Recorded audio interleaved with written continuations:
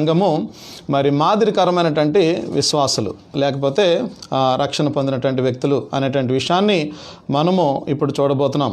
So ప్రాముఖ్యంగా నేను passage నేనే చదివి మీకు వినిపిస్తాను. దాని తర్వాత మనం ఉన్నటువంటి టైంలో మనము క్లుప్తమైన విషయాలు మనము చూడబోతున్నాం.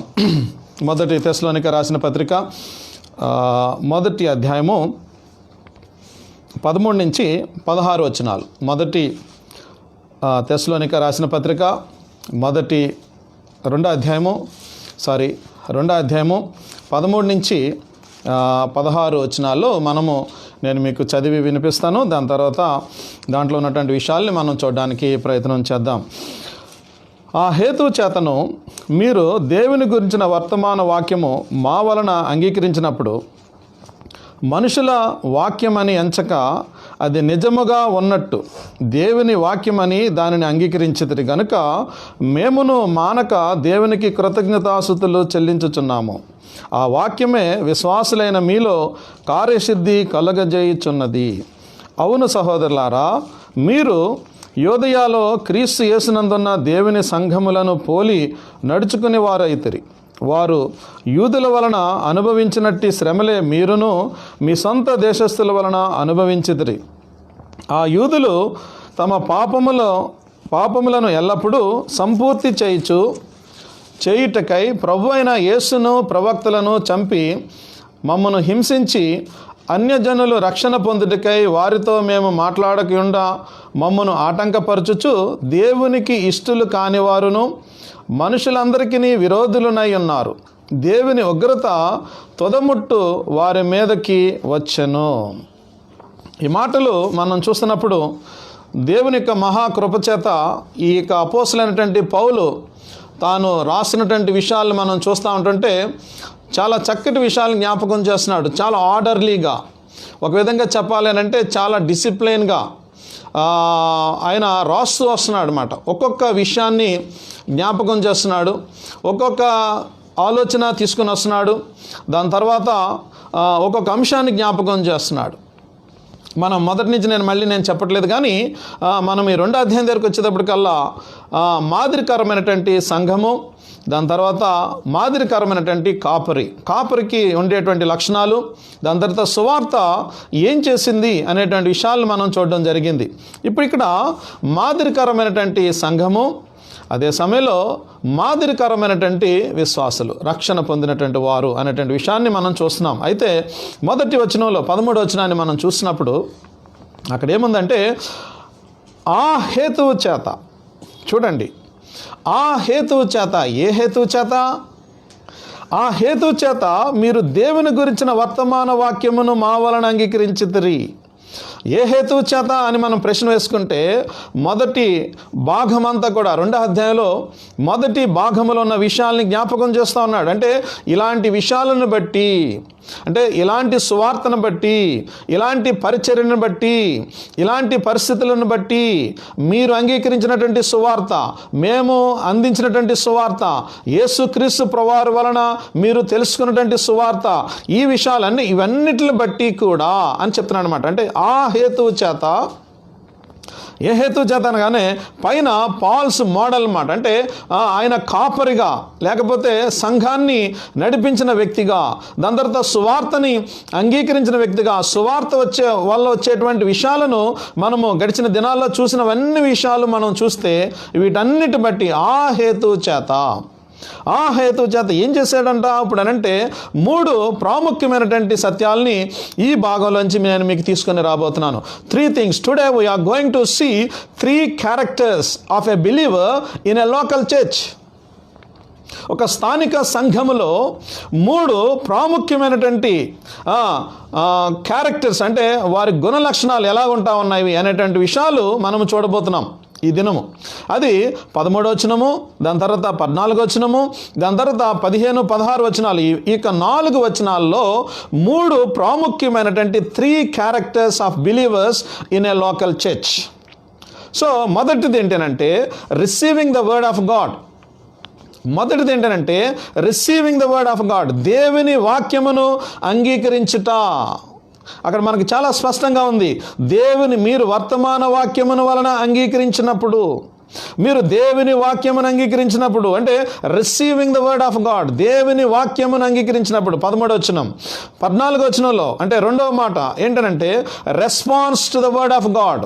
ఫస్ట్ ఏమో రిసీవింగ్ అంగీకరించడము, దాని తర్వాత రెండవది ఏంటంటే response to the word of God అంటే విన్న విషయాలను ఎలాగా ప్రతిస్పందించారు, ఆ వాక్యానికి ఎలా స్పందించారు అనేటువంటి విషయాన్ని మనకి 14వ వచనంలో రాస్తా ఉన్నాడు పౌలు. 15, 16 వచనంలో మూడో పాయింట్గా ఏం చూపిస్తున్నాడు అని అంటే rejecting the word of God. ఒకవేళ వాక్యాన్ని తృణీకరిస్తే, వాక్యాన్ని కాదనుకుంటే, వాక్యాన్ని మనకు అవసరం లేదనుకుంటే అప్పుడు వాళ్ళకున్నటువంటి పరిస్థితులు ఏంటో అక్కడ చాలా చక్కగా 3 విషయాలను ఈ 4 వచనాలలో 3 విషయాలను తీసుకుని వస్తున్నాడు. మొదటిది నేను మళ్ళీ చెప్తున్నాను, receiving the word of God. రెండవది ఏంటంటే response to the word of God. మూడవది ఏంటంటే rejecting the word of God. So ఈ 3 విషయాల్ని మనము ఉన్నటువంటి సమయంలో క్లుప్తమైన విషయాలు నేను మీకు చూపించడానికి నేను ప్రయత్నం చేస్తూ ఉన్నాను. మొదటిది ఏంటంటే receiving the word of God, దేవుని వాక్యమును అంగీకరించుట. చూడండి ఇక్కడ మనం చూస్తే దీంట్లో ఈ మొదటి భాగంలోనే రిసీవింగ్ ద వర్డ్ ఆఫ్ గాడ్లో మళ్ళీ నేను 3 సబ్ టైటిల్స్ తీసుకొని వచ్చాను. ఒకటి ఏంటంటే word of God not from men, దేవుని నుండి వచ్చినదే కానీ మనుషుల నుంచి వచ్చినది కాదు. ఇది మనం చూస్తున్నామంట. అంటే మొదటిది అంటే రిసీవింగ్ ద వర్డ్ ఆఫ్ గాడ్లో మళ్ళీ మనము దీంట్లో మళ్ళీ కీ అంటే సబ్ పాయింట్స్ 3 ఉన్నాయి దీంట్లో. అది ఏంటంటే ఒకటి ఏంటంటే word of God not from men అంటే మనుషుల నుంచి వచ్చింది కాదు, అది దేవుడి నుంచి వచ్చింది. అదే విషయాన్ని అక్కడ మనకి చాలా స్పష్టంగా జ్ఞాపకం చేస్తున్నాడు పౌలు. ఏమంటున్నాడంటే ఆ హేతువు చేతను మీరు దేవుని వాక్యమును వర్తమాన వాక్యము మా వలన అంగీకరించినప్పుడు మనుషుల వాక్యమని ఎంచక అది నిజముగా ఉన్నట్లు దేవుని వాక్యమని దానిని అంగీకరించితిరి. అబ్బా ఎంత చక్కగా మాట్లాడుతున్నాడు. అంటే తన గురించి చెప్పుకోవచ్చు, ఇది నేనే వాక్యం చెప్పాను అని చెప్పుకోవచ్చు, నా వలన రక్షించబడ్డారు మీరు అని చెప్పుకోవచ్చు. దాని తర్వాత నేను ప్రయాసపడితే అనే మాట కూడా వాడుకోవచ్చు. ఇంకేమి చూడొచ్చు అని అంటే నేను ఎంతో మంచి స్కిల్డ్ నాలెడ్జ్ గమాలీను పాదముల దగ్గర నేను నేర్చుకున్నాను, మంచి సెమినరీకి వెళ్ళాను. But he is not using all these things. ఏం చెప్తున్నాడు అని అంటే దేవుని వలన విన్నారు మీరు. అబ్బా వండర్ఫుల్ అండి. అంటే మ్యాన్ ఆఫ్ గాడ్లో మనం ఆల్రెడీ ఆ విషయాలు మనము పైన చూడడం జరిగింది, కానీ మీకు జస్ట్ కనెక్ట్ చేయడం కోసం నేను చూపిస్తున్నాను అనమాట. ఇది అంటే how they accepted the word, వాళ్ళు ఎలాగ విన్నారు, వారు ఎలాగ అంగీకరించారు అని అంటే వారు ఇన్ మచ్ ట్రిబులేషన్ అంటే చాలా ఉగ్రత కలిగినటువంటి సమయాలలో, చాలా కష్టమైనటువంటి పరిస్థితుల్లో, ఉపద్రవములు కలిగినటువంటి పరిస్థితుల్లో వారు వింటూ ఉన్నారని మనం ఇంతకుముందు ఆల్రెడీ మొదటి అధ్యాయంలో మనం చూసుకున్నాం. ఒక్కసారి మాత్రమే నేను ఆ వచనానికి మీకు జ్ఞాపకం చేస్తున్నాను. ఒకసారి చూడండి, మొదటి అధ్యాయము 6వ వచనం నేనే చదువుతున్నాను. పరిశుద్ధాత్మ వలన కలుగు ఆనందముతో గొప్ప ఉపద్రవమందు మీరు వాక్యమును అంగీకరించి మమ్మును ప్రభువును పోలి నడుచుకుని వారైత్రి. పౌలు ఎందుకు జ్ఞాపకం చేస్తున్నాడంటే మీరు మనుషుల వలన మీరు వినలేదు, అది దేవుని వలన విన్నారు. ఒకటి. రెండోది ఏంటంటే గొప్ప ఉపద్రవములో, గొప్ప శ్రమలలో, గొప్ప కష్టములో, గొప్ప ఇరుకులలో, ఇబ్బందులలో మీరు విన్నారు అని జ్ఞాపకం చేస్తున్నాడు. ఉపద్రవముల వందు మీరు వాక్యమును అంగీకరించరి. ఏంటంటే ఇక్కడ why they are giving importance to the word of God, దేవుని వాక్యానికి ఎందుకు అంత ప్రాముఖ్యత ఇస్తూ ఉన్నారు? మనం ఈ ప్యాసేజ్ మొత్తం అంతట్లో కూడా అంటే ఈ 4 వచనాల్లో కూడా మనము ద సెంట్రల్ ఫోకస్ ఏంటి అని అంటే the word of God. Central theme ఏంటనంటే ద వర్డ్ ఆఫ్ గాడ్. అంటే ఒక సెంట్రల్ పాయింట్లో వాక్యము, దేవుని వాక్యమును సంఘములో విశ్వాసులు ఏ రీతిగా కలిగి ఉంటా ఉన్నారు అనేటువంటి విషయాన్ని మనం చూడబోతున్నాం.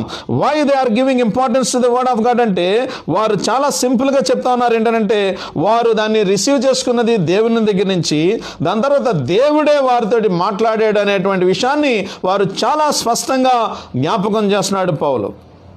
దాని తర్వాత what made the word of God to them, ఏం చేసింది వాక్యం అని అంటే వారిని రూపాంతరపు అనుభవం గుండా నడిపించింది. వాక్యము నిన్ను నన్ను ఏం చేయాలి? రూపాంతరపు అనుభవం గుండా నడిపించాలి. వాక్యం ఏం చేయాలి? మనలో ఉన్నటువంటి కోపం తగ్గాలి. వాక్యం ఏం చేయాలి? మనలో ప్రేమతత్వం పెరగాలి. వాక్యం ఏం చేయాలి మనల్ని అని అంటే మనలో మృదు స్వభావం రావాలి. మాట గంభీరంగా గట్టిగా మాట్లాడేటువంటి స్వభావం నుంచి మృదు స్వభావంలోనికి తీసుకుని వస్తుంది వాక్యము. అది ఇప్పుడు ఆయన అది చెప్తున్నాడు. అంటే మీరు ఇలాంటి వాక్యము వినడం బట్టి మీలో ఏం జరిగిందనంటే మీరు అంగీకరించేది కనుక మేము వాటిని బట్టి స్తుతిస్తా ఉన్నాము.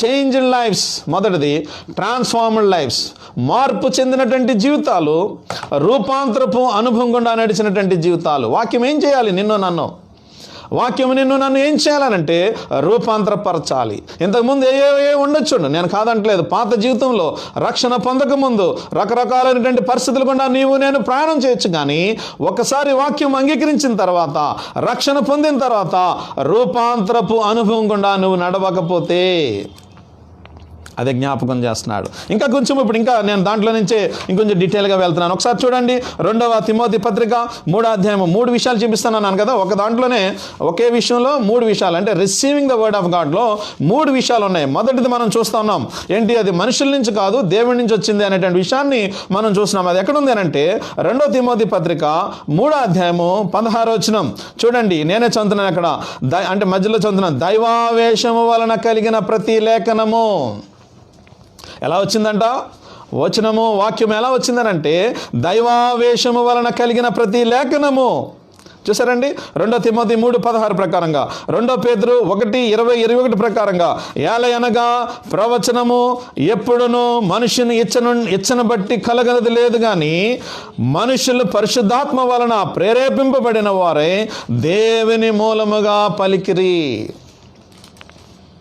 ఇది మనకి భయం కలగాలి ఈ మాటలు చదువుతున్నప్పుడు. ఎందుకు భయం కలగాలి అంటే వాక్యము చెప్తూ ఉన్నప్పుడు, వాక్యము వింటున్నప్పుడు, వాక్యము వివరించబడుతున్నప్పుడు, వాక్యము ఎక్స్పౌండ్ చేస్తున్నప్పుడు అది ఎవరి ద్వారాగా వినబడుతుంది, ఎవరు అందిస్తూ ఉన్నారు, దేని గురించి అందిస్తూ ఉన్నారు, ఏది పర్పస్ ఏంటో మనము సరిగ్గా జ్ఞాపకం చేసుకోకపోతే, అందుకని అంటున్నాడు దైవావేశము వలన కలిగిన ప్రతి లేఖనము, ఇన్స్పైర్డ్ వర్డ్ ఆఫ్ గాడ్ అంటాడు. ఇంకొక ESV ట్రాన్స్లేషన్లో గాడ్ బ్రీత్డ్ అంటాడు. అంటే దేవుని యొక్క శ్వాసలో నుంచి, దేవుని యొక్క ఊపిరిలో నుంచి వచ్చినటువంటి పరిశుద్ధ లేఖనాలు అని జ్ఞాపకం చేస్తాడు. అంటే దేవుని యొక్క వాక్యం అంటే ఎంత గౌరవం ఇవ్వాలి మనము దేవుని వాక్యానికి, ఎంత రెవరెన్స్ చూపించాలి, ఎంత వణుకు కలిగి ఉండాలి, ఎంత భయం కలిగి ఉండాలి అని అంటే దేవుని వాక్యానికి వారు అలాగే ఇచ్చారని జ్ఞాపకం చేస్తున్నాడు ఇక్కడ పౌలు. విశ్వాసులైనటువంటి మనము లేదా మీరు ఏం చేయాలనంటే, మనమైనా మీరైనా నేనైనా సరే దేవుని వాక్యము వెదజల్లబడుతున్నప్పుడు ధైర్యముతో వినడానికి, దాని తర్వాత చక్కగా డిసిప్లిన్గా వినడానికి, మన వెనకాల వాళ్ళకి మోడల్గా ఉండడానికి మనము వింటూ ఉండాలి, చూపించాలి. అదే జ్ఞాపకం చేస్తున్నాడు. ఎందుకంటే దైవావేశం వలన కలిగిన లేఖనం. దాని తర్వాత 2వ మాట మనం చూసాము, 2 పేతురు 1:20-21 ఏలయనగా ప్రవచనం ఎన్నడను మనిషిని ఎచ్చను బట్టి కలగలేదు. దేవుని వాక్యము మనిషిని యొక్క జ్ఞానమును బట్టి రాలేదు. మనిషికి ఇచ్చ అంటే కోరిక, అంటే ఆయన చెప్పాలి కాబట్టి చెప్పడానికి కాదంట వాక్యం వచ్చింది, దేవుడు ఇచ్చాడు కాబట్టి వచ్చిందని చెప్తున్నాడు ఇక్కడ. దాని తర్వాత 19వ కీర్తన గ్రంథం మనం చూస్తే 7-9 వచనాలు, చాలా పెద్ద పార్ట్ ఇది. నేను జస్ట్ కన్సాలిడేటెడ్గా కన్సైన్స్గా నేను ఈ మాటలు చూపిస్తాను చూడండి. ధర్మశాస్త్రము 19వ కీర్తన 7-9, 7, 8, 9 3 వచనాల్లో ఏమేమి ఉన్నాయనంటే నేను ఆల్రెడీ రాశాను కాబట్టి నేను మీకు సింపుల్గా ఫ్రీగా చెప్పడానికి ఈజీగా ఉంటుంది నాకు. మీరు నోట్స్ ఫాలో అవుతుంటే మీరు దాంట్లో చూడొచ్చు కూడా. 19వ కీర్తన 7-9 వచనాలు ఏముందనంటే, ధర్మశాస్త్రము యథార్థమైనది, ప్రాణమును తెప్పరెల్ల చేయను, ధర్మశాస్త్రము నమ్మదగినది, వాక్యము జ్ఞానమును పుట్టించును, వాక్యము నిర్దోషమైనది, వాక్యము హృదయములను సంతోషపరిచేది, వాక్యము నిర్మలమైనది, వాక్యము కన్నులకు వెలుగిచ్చేది, వాక్యము న్యాయ విధులను సత్యమైనవిగా చూపించేది. మీరు తర్వాత ఇంకెళ్ళిన తర్వాత దాని మీద వర్క్ చేయండి. ఇంకా చాలా వండర్ఫుల్ ఉన్నాయి. వాక్యం మనకి ఏం చేసింది? తెస్సలోనికీయులకి ఏం చేసింది అని అంటే వాక్యము రూపాంతరపు అనుభవం తీసుకొచ్చింది, వాక్యము ట్రాన్స్ఫర్మేషన్ తీసుకుని వచ్చింది. చాలామంది ఏమంటూ ఉంటారంటే, బ్రదర్ మాకు ఈ వాక్యాలన్నీ తెలుసు బ్రదర్ అంటూ ఉంటారు. నేను అది ఒకటే మాట చెప్తాను వాళ్ళకి. ఏం చెప్తాను అని అంటే, ఇంకా కొంచెం లోతైన విషయాలు చెప్పండి అంటూ ఉంటారు. లోతైన విషయాలు కాదు, ఉన్న విషయాలే ముందు అర్థమైపోతే లోతైన విషయాలు ఇంకెక్కడి నుంచి వస్తాయి? ఉన్న విషయాలు, చెప్పబడిన విషయాలు ముందు మనం ఏకీపించకపోతే, చెప్పబడిన విషయాలకు మనం అంగీకరించకపోతే, చెప్పబడిన విషయాలు మన జీవితాల్లో అన్వయించుకోకపోతే లోతైన విషయాలు ఏం చేయడానికి కుదురుతుంది? చూడండి, అంటే తెప్పరల్ల చేస్తుందంట. నమ్మదగినది అంటే పరిస్థితుల మధ్యలో వాక్యము నమ్మదగినదిగా ఉంటుంది. జ్ఞానము పుట్టిస్తుంది, ఎలాగ బిహేవ్ చేయాలో. విజ్డమ్ ఇస్తుందంట వర్డ్ ఆఫ్ గాడ్. ఏం చేయాలి, ఎలా వెళ్ళాలి, ఏది, ఎలాగా, ఏంటి అనేటువంటి విషయాలని మనకి లేఖనము మనకి జ్ఞానం పుట్టిస్తుంది. నిర్దోషమైనది, లోపము లేనటువంటిది, హృదయములను మార్చేటువంటిది, సంతోషపరిచేటువంటిది.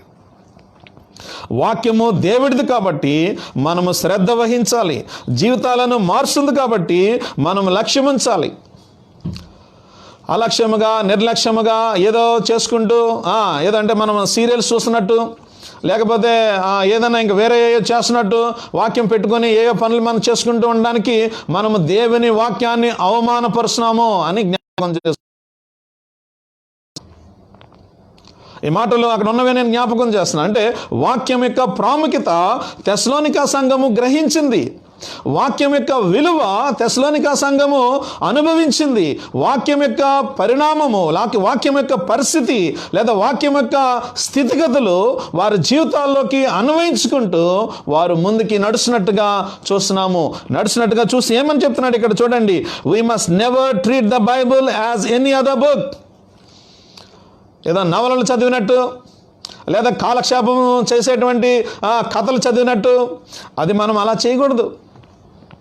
We must never treat the Bible as any other book, for the Bible is different in origin, character, content and cost. గొప్ప దైవజనుడు వారెన్ రాస్బీ రాసినటువంటి కొటేషన్ మీకు ఇస్తాను ఇక్కడ. We must never treat the Bible as any other book, for the Bible is different in origin. అది అసలు ప్రారంభం అవడమే ప్రత్యేకమైనది. దాని తర్వాత క్యారెక్టర్, దాని తర్వాత అంటే దాంట్లో ఉన్నటువంటి గుణశీలన ప్రత్యేకమైనది. దాంట్లో ఉన్నటువంటి కంటెంట్, దాంట్లో ఉన్నటువంటి విషయాలు ప్రత్యేకమైనవి. దానికి కాస్ట్, దాని యొక్క కాస్ట్ ఏంటనంటే దానికి ఖరీదు కూడా చాలా ఉన్నతమైనది. సో కాబట్టి మనము అలక్ష్యంగా చేయడానికి వీల్లేదు, అలక్ష్యంగా చేయడానికి వీల్లేదు. కొంతమంది భక్తులు అంటే కొన్ని సంఘాల వాళ్ళ గురించి నేను మాట్లాడుతున్నాను.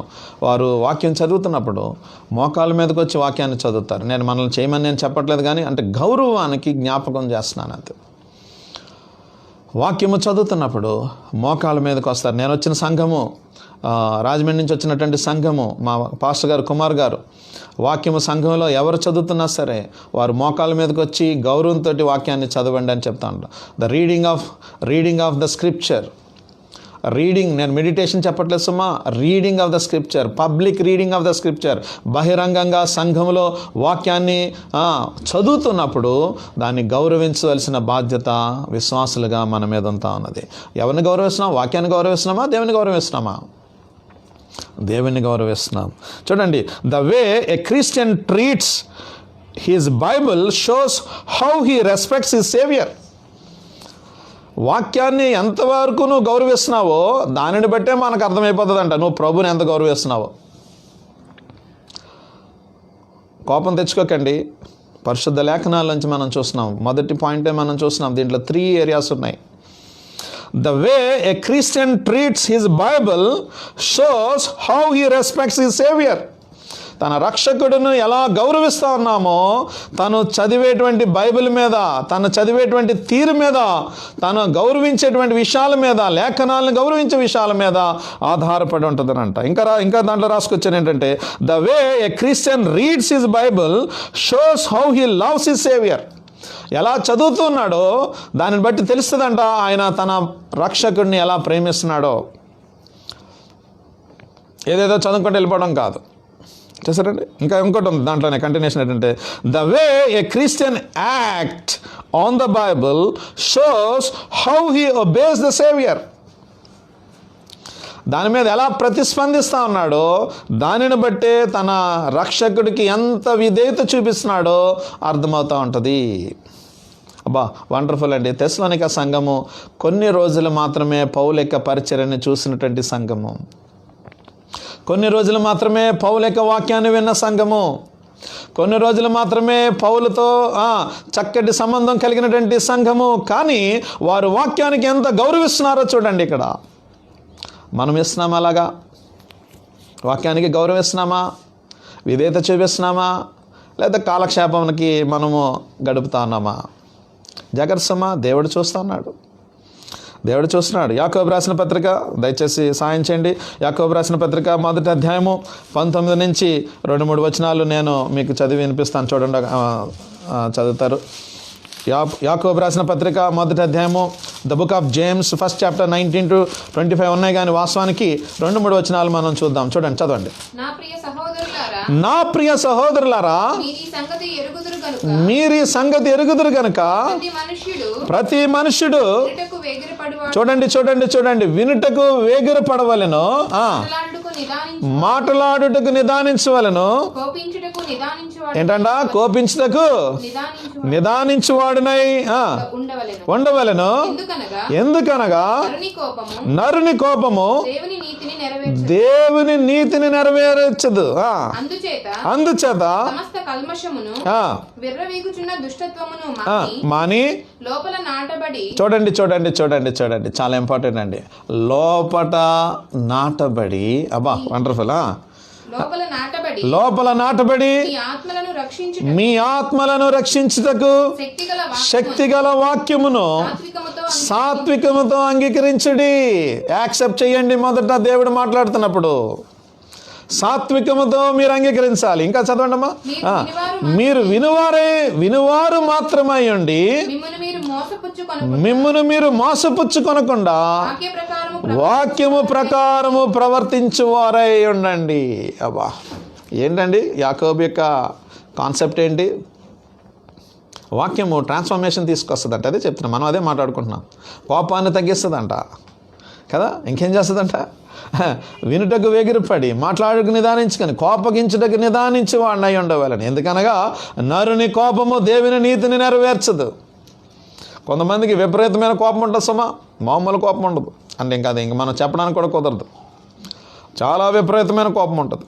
నాకు ఉండేది ఇంతకుముందు, చాలా కోపం ఉండేది. నా పాత కోపం అంటే తెలిస్తే ఇంక మీరు తర్వాత వేరే విషయం. కానీ చాలా కోపం ఉండేది. కానీ ఎప్పుడైతే నా జీవితాన్ని ప్రభు వాక్యపు పరిధిలోకి నేను ఎప్పుడైతే నా జీవితాన్ని తీసుకుని వస్తున్నానో, వాక్యం ఎప్పుడైతే నా హృదయంలోకి వెళ్తా ఉందో గొప్ప మార్పుని తీసుకుని వచ్చింది. వాక్యం నన్ను మార్చింది. నేను చెప్పగలను ఈ సాక్ష్యాన్ని. నేను వినువారయుండి ఏంటంట? వినువారయుండి మీరు వినువారయుండి మాత్రమే, మీరు వినువారు మాత్రమై ఉండి మిమ్మును మీరు మోసపుచ్చుకొనకుండా వాక్య ప్రకారము ప్రవర్తించువారనై ఉండుడి.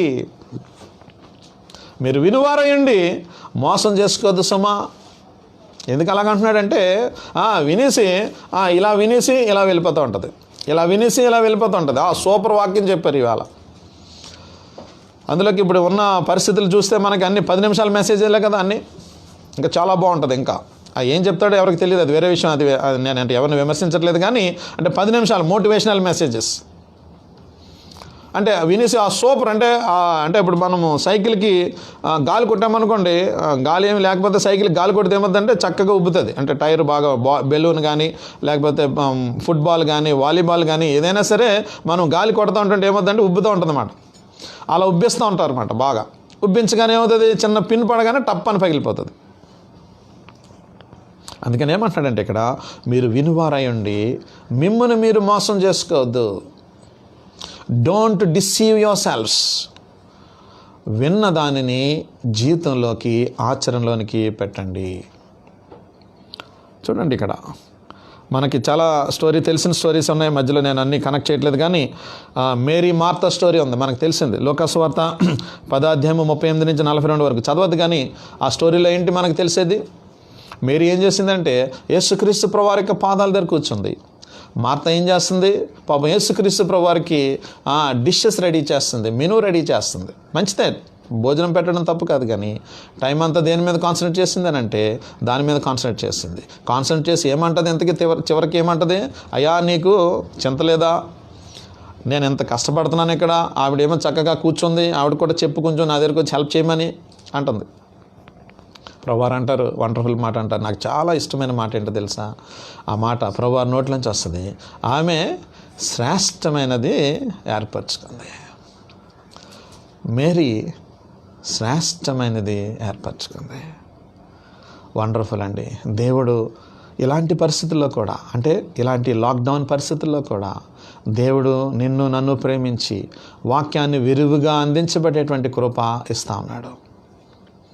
అంతకుముందు మనం వారానికి ఒకసారి కలుసుకునే వాళ్ళం, కానీ దేవుని కృపను బట్టి రోజు వాక్యాన్ని ధ్యానం చేసే కృప ఇస్తా ఉన్నాడు. ఇక్కడ ఇంకో డ్యామేజ్ కూడా ఉంది, అది కూడా నేను జ్ఞాపకం చేస్తాను. Damage in the sense negative side ఏంటంటే, వినీకొలది ఏమవుతుందంటే, బాగా వినీకొలది ఏమవుతుందంటే రెండు జరుగుతాయి. ఒకటేమో బాగా దేవునికి ఇంకా సమీపంగా వస్తాము ఒకటి, రెండోది ఏంటంటే విని అలవాటైపోతుంది, అంటాం లైట్ అయిపోతుంది అన్నమాట. ఇది కూడా చాలా జాగ్రత్త ఉండాలి. రెండు ఆప్షన్స్ ఉంటాయి, ఎక్కువ వినేకొలది రెండు ఆప్షన్స్ ఉంటాయి. ఒకటేమో దేవునికి చాలా క్లోజ్ అసోసియేట్గా అవుతాము, ప్రార్థన పెరుగుతుంది, క్యారెక్టర్ మారుతుంది, హోలీనెస్ పెరుగుతుంది, పరిశుద్ధత పవిత్రత పెరుగుతుంది, దేని గురించి నా యొక్క అన్వేషణ అర్థమవుతూ ఉంటుంది, నా జీవితం యొక్క విలువేంటో జ్ఞాపకం చేయబడుతూ ఉంటుంది. అది ఒకటి జరుగుతుంటుంది, ప్రభుతో ఎక్కువ సమీపంగా జీవిస్తాము. రెండోది ఏమవుతుంది అంటే లైట్ అయిపోతుంది. విని ఏమవుద్దంటే అంటే హార్ట్ సరిగ్గా స్టబాన్ అయిపోతే అది లోపలికి వెళ్ళకపోవడం వల్ల పైనే ఉండి హార్ట్ ఏమో హార్డ్ అయిపోతుంది, వాక్యం ఏమో లోపలికి వెళ్ళదు, కానీ చెవులు మాత్రం పనిచేస్తూ ఉంటాయి. హార్ట్ మాత్రము వర్కింగ్ పోయింది. డేంజర్స్. ఇది చాలా జాగ్రత్తగా మనం వినాలి. అది మనకు ఆమోసు గ్రంథంలో జ్ఞాపకం చేస్తాడు ఇదే విషయాన్ని ఆమోసు గ్రంథంలో జ్ఞాపకం చేస్తాడు. నేనే చదువుతున్నాను చూడండి. ఆమోసు 8వ అధ్యాయము 11వ వచనం. 8వ అధ్యాయము ఆమోసు గ్రంథము 8వ అధ్యాయము 11వ వచనం.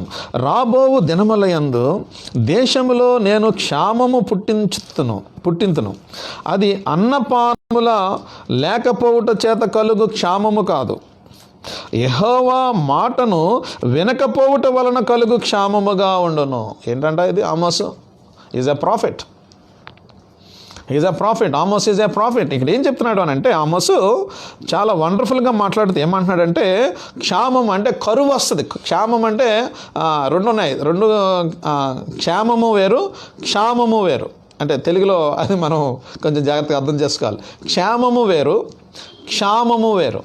తెలుగులో క్షామము అంటే ఏంటంటే కరువు, క్షేమము అని అంటే సేఫ్టీ.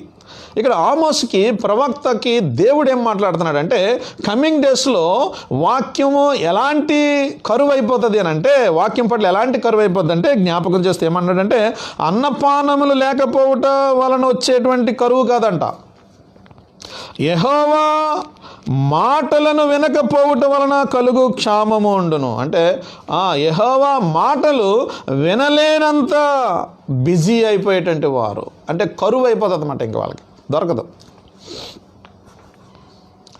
దేవుడు మనకెంతో ప్రేమించి మనకు వాక్యాన్ని ఇస్తా అన్నాడు. ఆయా సమయాల్లో దేవుని దాసులను మన మధ్యలోకి తీసుకుని వచ్చి వాక్యాన్ని అందిస్తూ ఉన్నాడు. వాక్యానికి కట్టుబడే సంఘంగా, వాక్యాన్ని ఇతరులకి అందించేటువంటి సంఘంగా దేవుడు మన కృపామందిరాన్ని జ్ఞాపకం చేసుకుంటూ ఉన్నాడు. విరివిగా వాక్యాన్ని, అది కూడా విరివిగా అంటే ఎలా పడితే అలా కాకుండా చాలా వాక్యానుసారమైనటువంటి బోధలో నుంచి మనం చూస్తూ వస్తున్నాం. ఇది మనము జ్ఞాపకం చేసుకోవాల్సిన విషయం. సో మళ్ళీ నేను జ్ఞాపకం చేస్తున్నాను, వాక్యము దైవావేశము వలన కలిగిన ప్రతి లేఖనము. ప్రవచనము ఎప్పుడు మనుషుని ఇచ్చ నుండి బట్టి కలిగినది కాదు, మనుషులు పరిశుద్ధాత్మ ప్రేరేపించబడిన వారై దేవుని మూలముగా పలికిరి. ఏదైతే పలకబడిన వాక్యం ఉందో, ఏదో దైవావేశం వలన వచ్చిన లేఖనం ఏదైతే ఉందో, అది దేవుని దాసులుగా, దేవుని సంఘానికి పెద్దలుగా, లేకపోతే సంఘాన్ని నడిపించేవారుగా ఆ వాక్యాన్ని ధ్యానం చేసి ఆ వాక్యాన్ని అందిస్తున్నప్పుడు మనము భయం కలిగి, వణుకు కలిగి, గౌరవం కలిగి ఆయన వాక్యానికి మనము ప్రేమించవలసిన వారంగా ఉంటున్నాం. ఇది మొదటిది. ఫస్ట్ వచనంలోనే మొదటి విషయం. మొదటి వచనంలోనే రెండో విషయం ఏంటంటే రిసీవింగ్ ద వర్డ్ ఆఫ్ గాడ్లో రెండో విషయం ఏంటంటే they are praising God for the Thessalonians. Why they are praising, why the apostles are praising అంటే ఏంటంటే they are so engaged with the word of God. How eager to the word of God, how transformed in their lives. అబ్బా wonderful అండి. అంటే వీరి జీవితాలను చూసినప్పుడు, మార్పు చెందిన జీవితాలను చూస్తున్నప్పుడు, పరివర్తన చెందిన జీవితాలను చూసినప్పుడు, దేవుని వలన వచ్చిన వాక్యం అని గ్రహించిన తర్వాత వారి జీవితాల్లో మార్పును చూసిన తర్వాత అపోస్తలులు ఏం చేస్తున్నారు అని అంటే ప్రభువుని స్తుతిస్తూ ఉన్నారు. They are praising God for the Thessalonians. మేమును, ఆ మాట తెలుగులో ఉంది అక్కడ చూడండి మీరు కావాలంటే 11వ వచనంలోనే, మేమును మానక కృతజ్ఞతాస్తుతులు చెల్లించుచున్నాము. అబ్బా అంటే అపోస్తలు అనొచ్చు, సేవకులు అనొచ్చు, లేకపోతే మీరు ఏదైనా తీసుకోండి, కానీ వాళ్ళు స్తుతించడానికి గల కారణము ఏంటి అని అంటే వారి జీవితాలు, అంటే ఎవరికైతే వాక్యం అందించారో వారి జీవితాల్లో రూపాంతరపు అనుభవము, అన్వయింపు కలిగినటువంటి జీవితాలు చూసిన తర్వాత as we want to praise Jesus, as we want to praise Jesus అని చెప్తున్నారు అన్నమాట. This is giving the apostles to praise the Lord for the believers of Thessalonians. అబ్బా ఎంత సంతోషం అండి, ఎంత ఆనందము, ఎంత మహిమాయుక్తమైనటువంటి విషయాలు జ్ఞాపకం చేస్తున్నాడు ఇక్కడ. అంటే వారు స్తుతించడానికి వీరి జీవితాలు కారణమైనవి అంట. అపోస్తలులు స్తుతించడానికి వీరి జీవితాల్లో వచ్చినటువంటి మార్పు ప్రభువుని స్తుతించేటువంటి రీతిగా ఉందంట. ప్రభువుని కొనియాడుతూ ఉన్నారంట. నిన్ను బట్టి నన్ను బట్టి ఎవరన్నా స్తుతించారా ప్రభుని? అంటే మనల్ని కదసమా? ఎస్ బ్రదర్, ఆ సిస్టరు వాక్యానుసారంగా జీవిస్తుందండి, అందుని బట్టి నాకు చాలా సంతోషం బ్రదర్ అని ఎవరైనా చెప్పారా మన గురించి? ప్రభు నేను స్తుతిస్తున్నాను ఆ కుటుంబాన్ని బట్టి.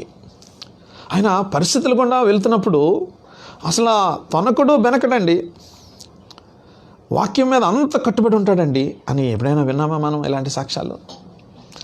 వ్యాధి వచ్చిందండి, బాధ వచ్చిందండి, అయినా సరే నిరీక్షణ కోల్పోలేదండి. ఆయన ఎందుకు కోల్పోలేదంటే వాక్యం మీద అంతగా ఆధారపడేవాడండి అని చెప్పగలమా? వండర్ఫుల్ అండి. రవి జాక్రియాస్ గురించి మనము గడిచిన 4-5 రోజుల నుంచి చాలా వీడియోస్ వింటూ ఉన్నాం, చూస్తున్నాం. తొనకలేదు, బెనకలేదు, క్యాన్సర్ వచ్చినా సరే. What a wonderful testimony. That's the faith. That's the dependence on word of God. That's the dependence on Lord. పరిస్థితులు ఎలాగొచ్చినా సరే, చనిపోతారని డాక్టర్స్ చెప్పేసిన తర్వాత అక్కడి నుంచి వారు ఇంటికి తీసుకుని వచ్చేసారు. గడిపిన కొన్ని రోజులైనా సరే ఫ్యామిలీతో నేను గడుపుతాను, వాళ్ళు కూడా అలాగే కోరుకున్నారు. కుటుంబీకులు, భార్య, పిల్లలు ఈయన అలాగే కోరుకున్నాడు. ఇంటికి తీసుకొచ్చారు, ఇంట్లో పెట్టారు. చక్కగా ప్రభుతోటి చక్కటి సమయాన్ని గడిపి తన జీవితాన్ని ముగించుకున్నాడు. ఇదండి స్తుతించడం అంటే. ఇది ఆయనను బట్టి, ఒక్కరిని బట్టి దేశము కాదు ప్రపంచం అంతా స్తుతిస్తుంది ఇప్పుడు. నిజం కాదా ఇది? నిజమా కదా? నిజమే. ఒక్కరిని బట్టి, ఒక జీవితాన్ని బట్టి, ఆయన జీవించిన జీవన శైలిని బట్టి ప్రపంచం అంతా, అంటే మనం ప్రపంచం అంతటికీ కనబడాలన్న ఉద్దేశం కాదు సుమా. నువ్వు ఎక్కడున్నా సరే అక్కడ నీవు అంత వెలుగుగా ఉండగలుగుతున్నావా?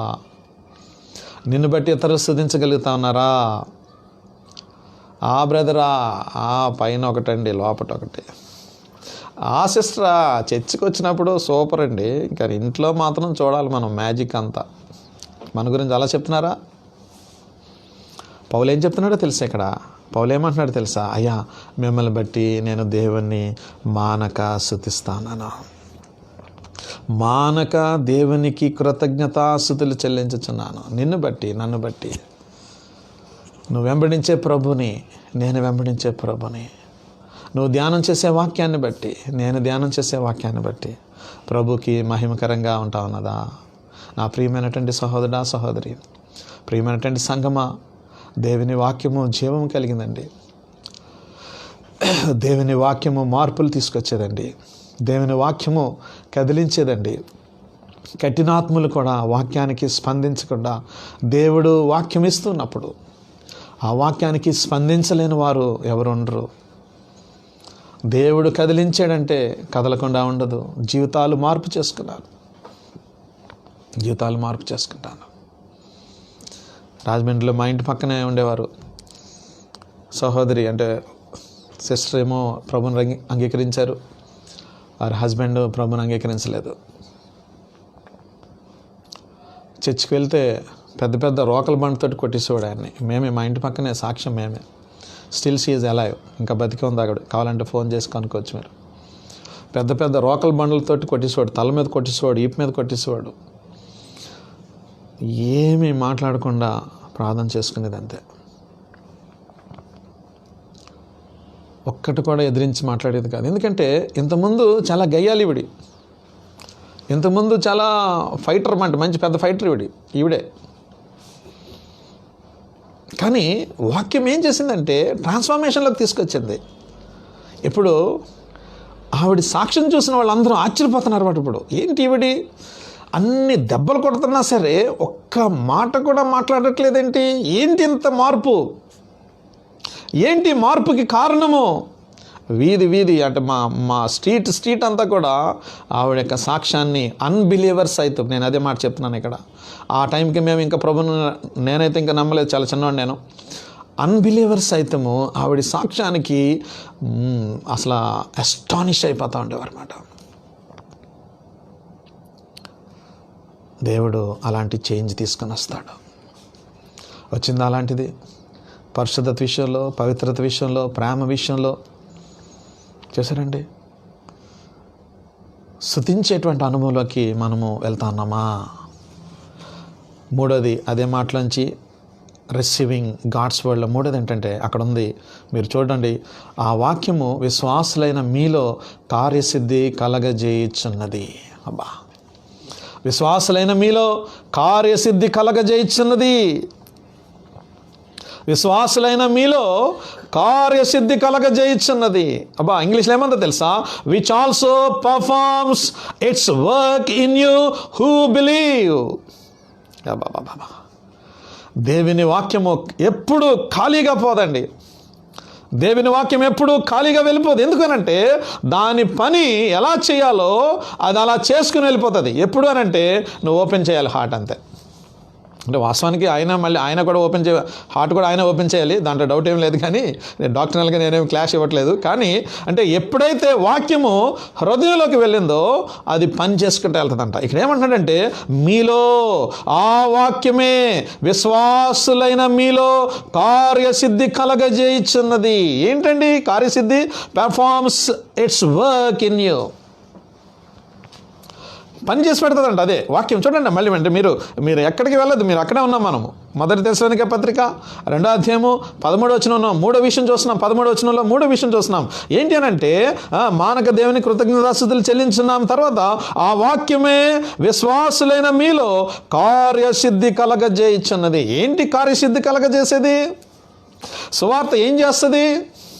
మనం ఎంతమంది మెసేజ్లో చూసుకున్నాం, 21 విషయాలు చేసింది.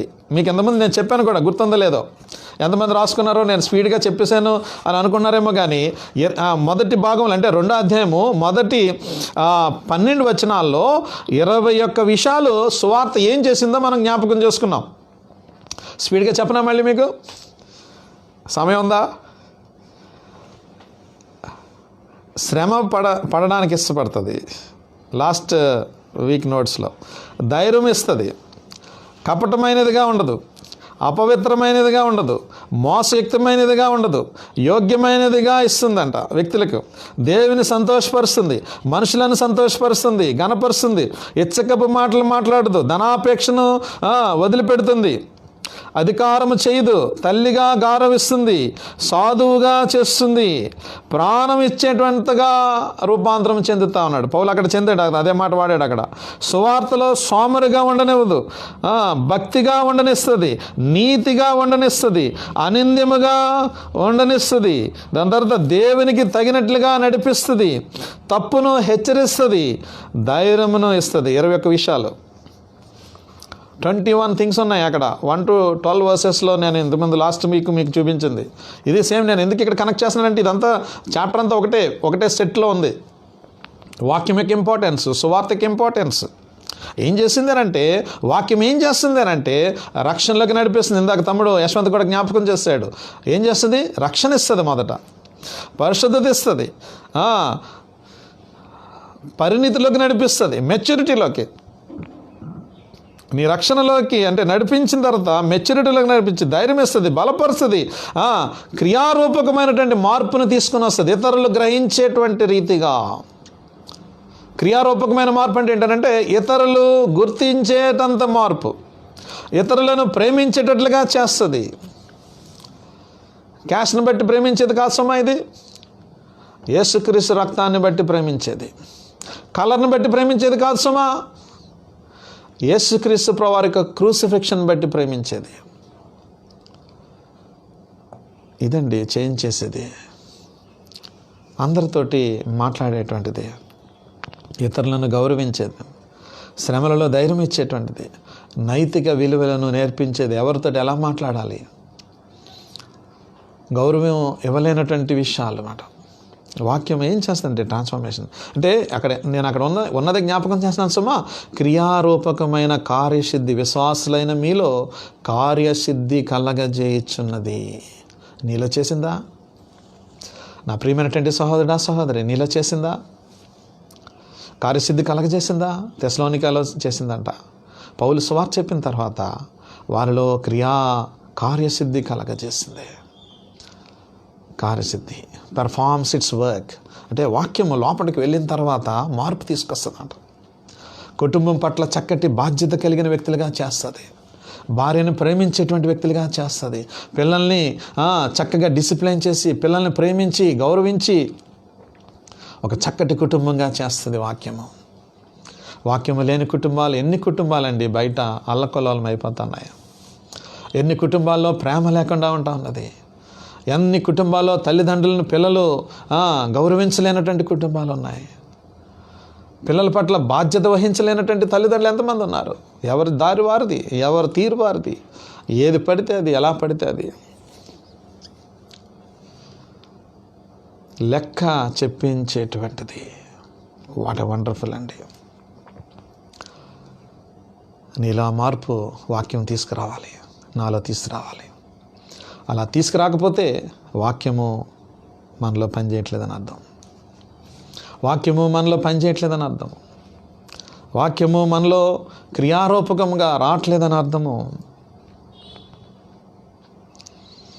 రెండో విషయానికి వస్తున్నాను. టైం అయితే అయిపోతుంది వాస్తవానికి.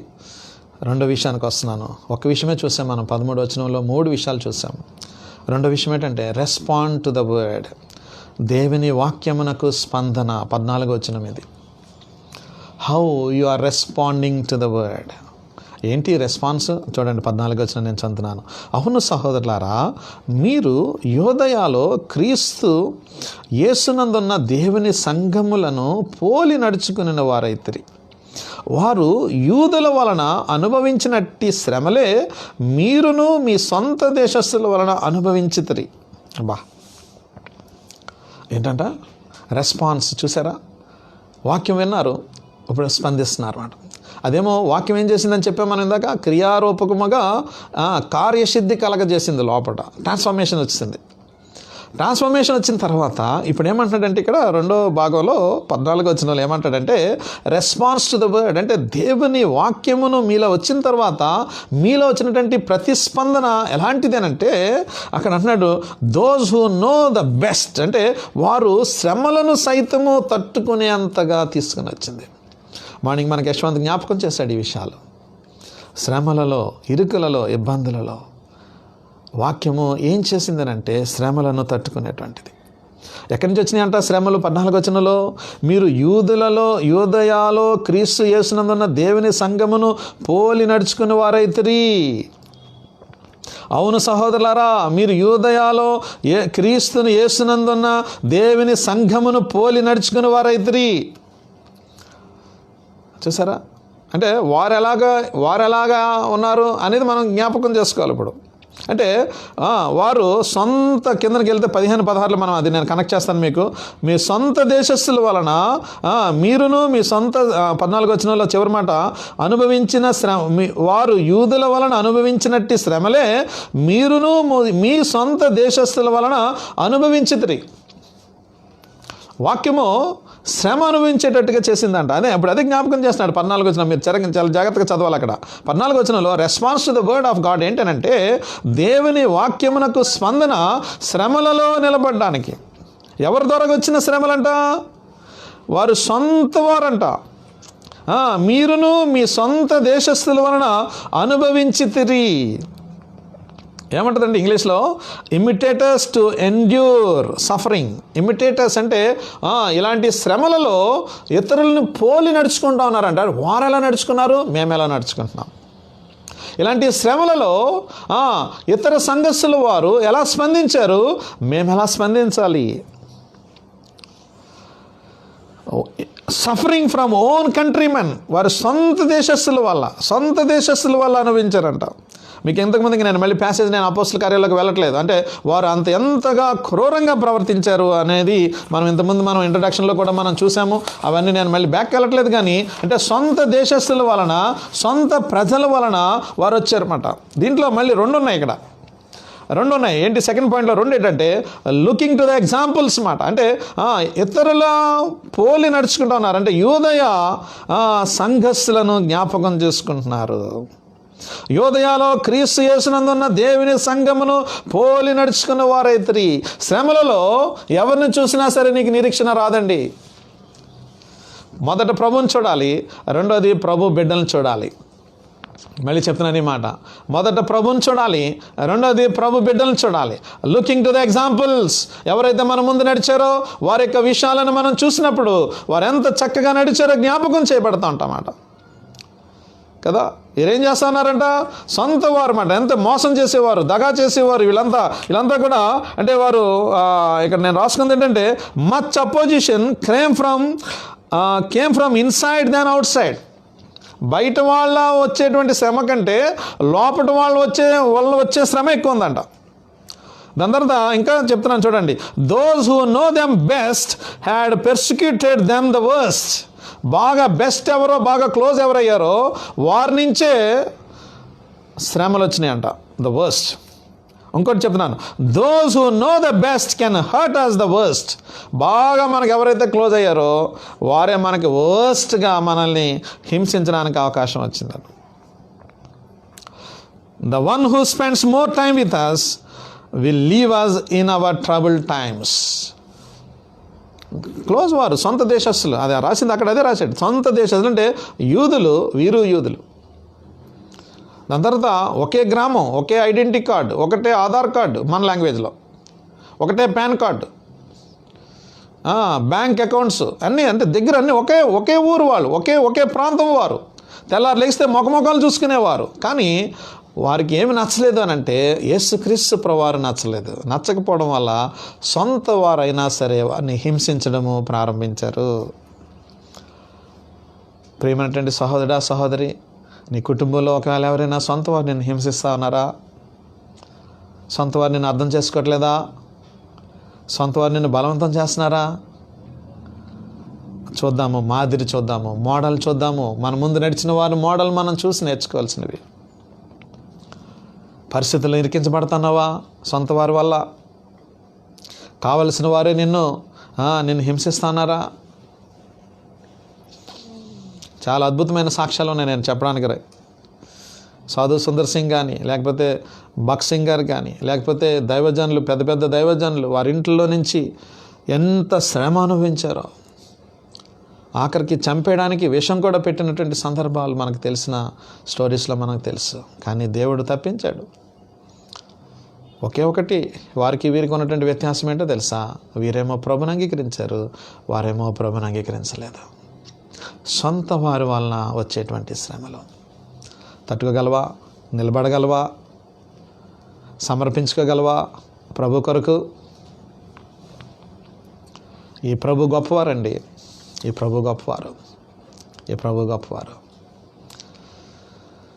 ఎప్పుడైతే ప్రభుని అంగీకరించానో ఇంట్లోంచి వెళ్ళిపోమన్నారు నన్ను కూడా. సంఘం నన్ను ఆదరించింది, సంఘం నన్ను బలపరిచింది, సంఘం నన్ను పోషించింది, సంఘం సహకరించింది. నాకు హక్కుని చేర్చుకున్నారు నన్ను తన సొంత వారని. వాళ్ళు ఎవరో నాకు తెలియదు, వారి క్యాస్ట్లు ఏంటో నాకు తెలియదు, వారి కలర్స్ పూర్తిగా తెలియదు, వారెవరో పూర్తిగా తెలియనప్పుడు నేను ప్రభుని తెలుసుకున్నానని, రక్షించబడ్డానని, బాప్తిసం తీసుకున్నానని, వారి సంఘంలో ఆ విషయాలు జరిగినవని వారు ఏం చేశారో తెలుసా? నన్ను హత్తుకుని, మేమున్నాం బ్రదర్, ఏం పర్లేదు, ధైర్యంగా ఉండండి అన్నారు. ఎంత అద్భుతం అండి. సొంత వారు కాదంటే ఎవరు మనకు దిక్కు? సొంత వారు కాదంటే ఎవరు మనకు ఆధారము? ఇక్కడ అదే చెప్తున్నాడు. ఇక్కడ నీ సొంత వారు వాళ్ళని వచ్చినటువంటి శ్రమలు మాకు తెలుసు. మీరెవరిని చూసారంటే you look to the examples. Wonderful అండి. Imitators to endure suffering. Imitate చేయబడ్డారంట. Looking to the examples. Second, నేను స్పీడ్గా వెళ్తున్న, టైం అయిపోతుంది. You will be an example. You are going to be an example to so many people. నీవు గాని అలా నడిస్తే అనేక మందికి నువ్వు ఒక మాదిరికరమైనటువంటి మోడల్గా నువ్వు ఉండబోతున్నావు. ప్రియమైనటువంటి సహోదరుడా, సహోదరి, you are going to be an example. అంటే సింపుల్. ఇక్కడ నేను సింపుల్ అంటే నేను చాలా ఉంది కానీ కట్ షాట్ చేస్తున్నాను. అదేంటో తెలుసా? Sometimes we will be the examples to others. Our troubles will be lessons to others. మనము ఇరికించబడినప్పుడు, శ్రమపడినప్పుడు ఆ పాఠాల వల్ల మనం నేర్చుకున్న విషయాలు ఇతరులకి పాఠాలు చెప్పడానికి ఉపయోగపడుతుంది. ఇతరులకి మాదిరికరమైన ఉదాహరణలు ఇవ్వడానికి ఉపయోగపడతాయి. Thessalonians look at an example from Judea church. అంటే యోదయ సంఘం నుంచి వారు ఉదాహరణ తీసుకుంటే, we can learn from Thessalonians. మనమేమో తెస్సలోనిక సంఘం నుంచి మనం ఉదాహరణ తీసుకుంటే, others can learn from our example. మన నుంచి ఇతరులు ఉదాహరణ తీసుకోవచ్చు. మ్యారేజ్లో ఎంత కష్టమైందో ఎవరికో, నేను కష్టపడ్డాను అనుకోండి, ఒకవేళ నేను కష్టపడ్డాను, దేవుడు అలాంటి పరిస్థితి అనుమతిస్తే నెక్స్ట్ వచ్చేటువంటి జనరేషన్లో నువ్వు దేవుని కోసము నిలబడేటువంటి సాధనంగా ఉండు అని మనం ధైర్యంగా చెప్పడానికి అవకాశం వస్తుంది. ఎప్పుడు అని అంటే నేను నిలబడితే ఇతరులకు నేను చెప్తాను. నేను చెప్పగలుగుతాను. ఎందుకంటే because I undergone through the situations. శ్రమలలో, ఇరుకుల్లో, ఇబ్బందుల్లో. అందుకనే తెస్సలోనికేమో జూడయన్ మోడల్ చూస్తుంది, తెస్సలోనియన్స్ ఏమో మనం చూస్తున్నాము. వండర్ఫుల్ కదండి ఇది. మనల్ని ఏమో ఇతరులు చూస్తారు. That's a model, that's an example. నువ్వు అలాంటి సాక్ష్యాన్ని, అలాంటి ఉదాహరణని నీ వెనకాల వదిలిపెట్టి వెళ్తున్నావా? నువ్వు అలా వదిలిపెట్టి వెళ్తున్నావా? ఏం నేర్చుకుంటున్నారండి మన నుంచి? శ్రమలు. మొదటి పేతురు రాసిన పత్రిక 3:16, మీరు దేని విషయమై దుర్మార్గులని దూషించబడతారో దాని విషయమై క్రీస్తునందు మీ సత్ప్రవర్తన మీద అపనింద వేయువారు సిగ్గుపడతారు. మనల్ని చూసిన వాళ్ళు ఒకరోజు, మనల్ని సిగ్గుపరిచిన వాళ్ళు ఒకరోజు వాళ్ళు సిగ్గుపడతారు. మొదటి పేతురు రాసిన పత్రిక 4:4, అపరిమితమైన ఆ దుర్వ్యాపారమందు వారితో తమతో కూడా మీరు పరిగెత్తకపోయినందుకు వారు ఆశ్చర్యపడుచు మిమ్మల్ని దూషించుచున్నారు. మొదటి పేతురు రాసిన పత్రిక 4:14, క్రీస్తు శ్రమలలో పాలువారయంతగా సంతోషించండి. దేని గురించండి మనం నిలబడేది? ఏ సంబంధమైన విషయాల గురించా? భూ సంబంధమైన విషయాల గురించా? ఎవరిని సాటిస్ఫై చేయాలి మనం? ఎవరిని సంతోషపెట్టాలి? నీ పక్కన వాళ్ళు సంతోషపెడితే సరిపోతుందా? ప్రభు సంతోషపడాలా నీ నుండి? తెస్సలోనిక మోడల్ అండి ఇది. This is the model. వారు చూపించారు, ఇతరులకు చూపించారు. అలా చూపించారు కాబట్టి పౌలు పత్రికలో రాసి మనందరికీ సవాల్ చేస్తున్నాడు. ఇప్పుడు ఇది రేపొద్దున నీ సాక్ష్యము, నీ జీవితము ఇతరుల్ని ప్రభావితం చేసేటువంటి రీతిగా ఉందా? Are you showing an example, model to others? Are anyone taking a model from you? You are the best model in your house. నీ ఇంట్లోనే నువ్వు బెస్ట్ మోడల్. ప్రార్థనకి మధ్యలో వెళ్ళిపోతున్నాం అనుకోండి బయటికి, అంటే నీ వెనకాల వాళ్ళు అదే చూస్తూ ఉంటారు. వాక్యం జరుగుతుంది, పక్కన పెట్టేసి మన ఇష్టానుసారం చేస్తున్నాం అనుకోండి, అదే నేర్చుకుంటారు వాళ్ళు. ఆఫీస్లో లంచాలు తీసుకుంటా ఉన్నాం, లేదంటే పనులు చేయడానికి వేరే వేరే మీన్స్ ఏ వాడుతున్నావు, నీకు పనులు చేయించుకోవడానికి వాడుకుంటున్నావు, లేదా నువ్వు చేయడానికి వాడుతున్నావు. నీ వెనకాల వాళ్ళు చూస్తారు, ఈయన పెద్ద ఆయన, ఈయనే చేస్తుంటారంటే ప్రభువుని కూడా తెలుసుకున్నాడంటండి, చర్చికి వెళ్తాడంట, ఈయనే చేస్తున్నాడు, ఇంకా మనం చేయడంలో పెద్ద విషయం అది. You are going to be a bad model. You are going to be a bad model. దేవుడు నిన్ను అలా పిల్లలేదు. దేవుడు నిన్ను అలా పిల్లలేదు. Your face, your dependence on the Lord, your faith, your example, your endurance in suffering, and the list go on go on go on. ఇలా list వెళ్ళిపోతూ ఉంటుంది. ఇంక ఇది శ్రమలు పడడానికి, శ్రమలలో నువ్వు ఎలాంటి పరిస్థితులు గుండా నువ్వు ప్రయాణం చేస్తున్నావు, ఎలా నడిపిస్తున్నావు. మూడోది, సారీ టైం అయిపోయింది, నేను క్లుప్తంగా చెప్పేస్తాను. ఇది third point, rejection of the word of God. Reject చేసేస్తే, ఒకవేళ దేవుని వాక్యాన్ని రిజెక్ట్ చేస్తే, దేవుని వాక్యాన్ని రిజెక్ట్ చేస్తే 15-16 వచనాలు నేనే చదువుతున్నాను చూడండి. ఆ యూదులు తమ పాపములను ఎల్లప్పుడూ సంపూర్తి చేయుచు టకై ప్రభువైన యేసును ప్రవక్తలను చంపి మమ్మును హింసించి అన్యజనులు రక్షణ పొందుటకై వారితో మేము మాట్లాడకుండా మమ్మల్ని ఆటంకపరచుచు దేవుని ఇష్టలు కాని వారును మనుషులందరికీ విరోధులనై ఉన్నారు. దేవుని ఉగ్రత తొదముట్టుకు వారి మీదకి వచ్చును. They didn't accept the word of God. They rejected. Some Jews rejected the word of God. Some Gentiles rejected the word of God. The results of rejecting the word of God was killing the Jesus. ఏం చేశారు వాళ్ళు? మత్తయి సువార్త 23:31 ఏముంటుందంటే, ప్రవక్తలను చంపారంట. మత్తయి సువార్త 23:31 తీయద్దు కానీ ప్రవక్తలను చంపిస్తారు. వారి మధ్యలోకి వచ్చిన ప్రవక్తలను చంపిస్తారు. పాత నిబంధనలో ప్రవక్తలను పంపిస్తే వారిని చంపిస్తారు. వినేవారు కాదు వాక్యాన్ని. వాక్యం ఎంత చక్కగా, మన పాత నిబంధన కూడా one book from Old Testament మనం చూస్తున్నాం. One book from Old Testament. మనం ప్రతి బుక్లో మనం చూసేది ఏంటంటే, they are rejecting the God's word. వారు దేవుని యొక్క శాసనాల్ని, దేవుని యొక్క వాక్యాన్ని వారు ఆలకించట్లేదు, ప్రవక్తలను వినట్లేదు. దేవుడు పంపించిన ప్రవక్తలను చంపేస్తున్నారు వాళ్ళు. అందుకని మత్తయి సువార్త 23:31 చెప్తున్నారు, వారే చెప్తున్నారు, ప్రవక్తలను మీరు చంపేశారు. అపోస్తల కార్యాలు 7:52 దే వర్ కిల్డ్, చంపేశారు అక్కడ కూడా వాళ్ళని. వినలేదు వాక్యానికి. ఎందుకో తెలుసా? క్యాజువాలిటీ పెరిగిపోతే వాక్యంలో ఉన్నటువంటి స్పిరిచువాలిటీ తగ్గిపోతుంది. మళ్ళీ చెప్తున్నాను ఈ మాట, క్యాజువాలిటీ పెరిగిపోతే స్పిరిచువాలిటీ తగ్గిపోతుంది. తెలుగులో చెప్పనా? క్యాజువాలిటీ అంటే జస్ట్ లైట్గా తీసుకునేటువంటి విషయం అంట. పర్వాలేదు అనే భక్తి చేసేటువంటి విషయాలుంటే ఆత్మీయత తగ్గిపోతుంది. దేవుని వాక్యాన్ని అంగీకరించలేదు. దేవుని వాక్యము ఇష్టపడని వారు దేవుని ఉగ్రతను ఇష్టపడినట్లే. అక్కడ అదే రాసింది చూడండి మీరు 16వ వచనంలో. ఉగ్రత అంట, దేవుని ఉగ్రత తొదముట్టుకు వారి మీదకి వచ్చును. తొదముట్టుకు, their end will be forever or all together. వాక్యం ఎప్పుడైతే రిజెక్ట్ చేసావో, లేదా భ్రమపడుతున్నావో, యాకోబు పత్రిక ప్రకారంగా, you are simply denying the love of Christ. The importance of local church ఏంటో తెలుసా? Oneness in the times of trouble. వాక్యాన్ని విని హత్తుకొని వాటి ప్రకారంగా జీవించేటువంటి వాళ్ళు. Either a person stand for Christ or reject Christ.